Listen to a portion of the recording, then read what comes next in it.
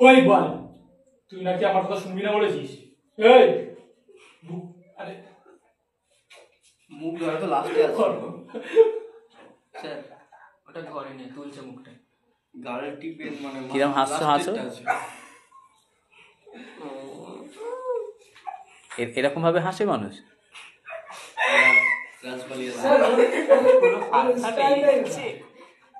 তারপরে কি করে হাসতে হাসতে আর কি করে? লোককে কামড়ে দেয় না?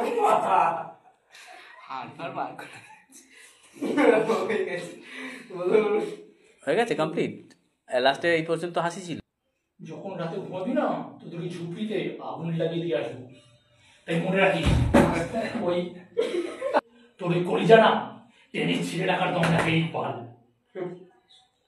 তুই যা বল, সরি ইকবাল বলে দিয়েছিল, ওরা মাসুদ। আচ্ছা আরেকবার যাবো।